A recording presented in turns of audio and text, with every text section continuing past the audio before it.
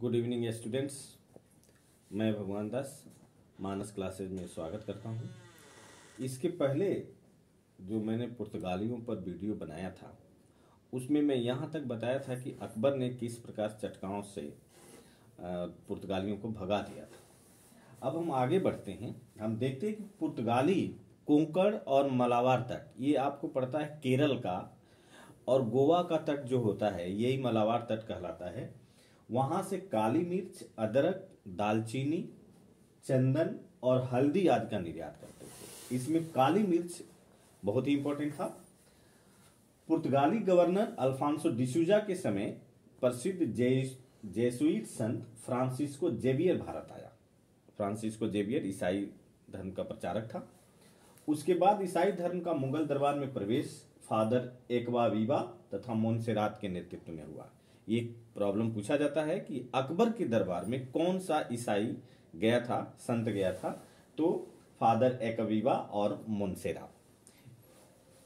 अकबर इनके विचारों से प्रभावित हुआ और ऐसा लगने लगा इन एक्वाविवा को कि अकबर ईसाई धर्म स्वीकार कर लेगा, लेकिन वास्तव में ऐसा हुआ नहीं।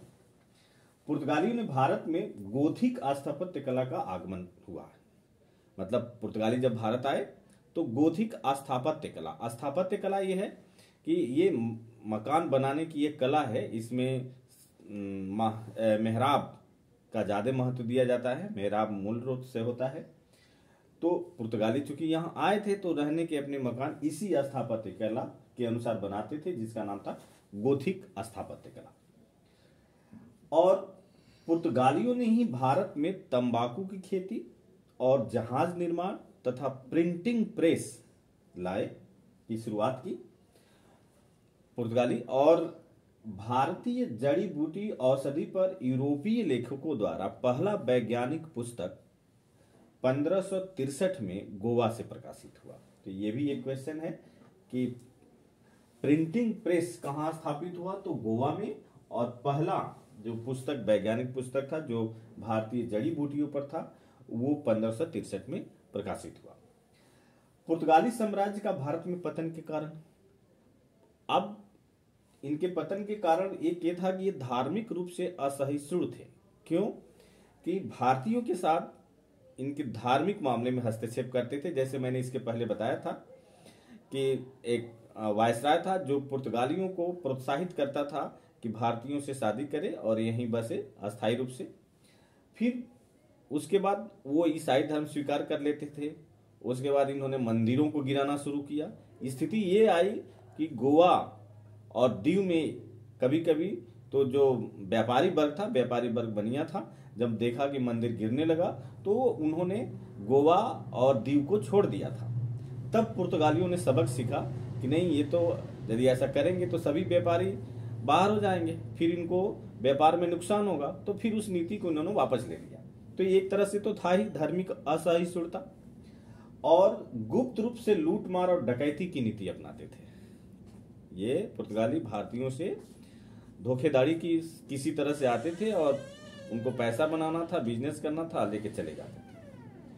और नए उपनिवेश ब्राजील की खोज, भारत में तो वो थे ही, लेकिन देखे कि यहाँ पर और यूरोपीय कंपनियां आ गई हैं, इसलिए वो ब्राजील में एक उपनिवेश उनको मिल गया और इसलिए वो भारत पर कम ध्यान देने लगे।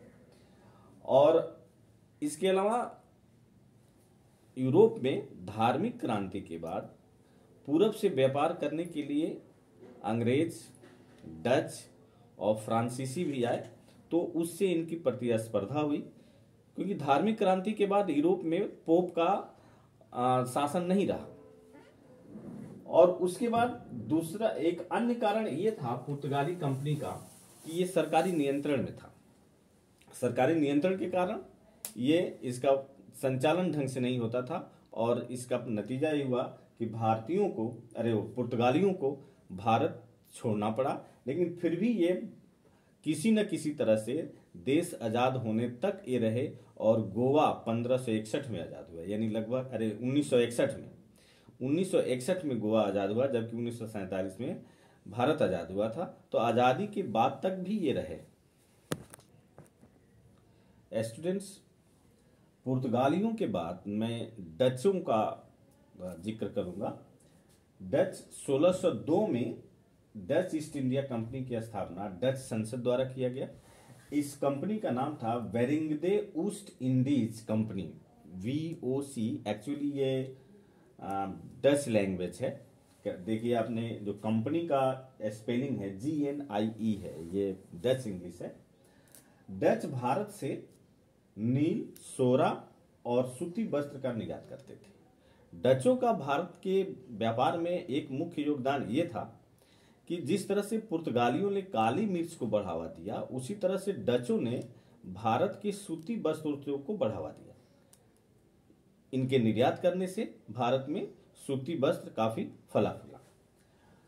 पुलिकट स्थित गैल्ड्रिया के दुर्ग के अलावा कोई डच दुर्ग किलेबंद नहीं था। इसका मतलब यह था कि पुलिकट जो था उसमें गैल्ड्रिया का दुर्ग था, बस उसी को पुर्तगाली किलेबंद किए थे, बाकी को नहीं। जबकि अंग्रेजों ने तो सभी अपने दुर्ग को किलेबंद किए थे। और इनका पहला कारखाना 1605 में मुसलीपट्टनम में स्थापित हुआ। ये पूछा जा सकता है कि डचों का पहला कारखाना कहाँ स्थापित हुआ, तो मुसलीपट्टनम में स्थापित हुआ। 1653 में चिंसूरा कारखाना बनाया, जिससे पुर्तगालियों ने गुस्तावुल कहते थे। ये इंपॉर्टेंट है कि कहा जाता है कि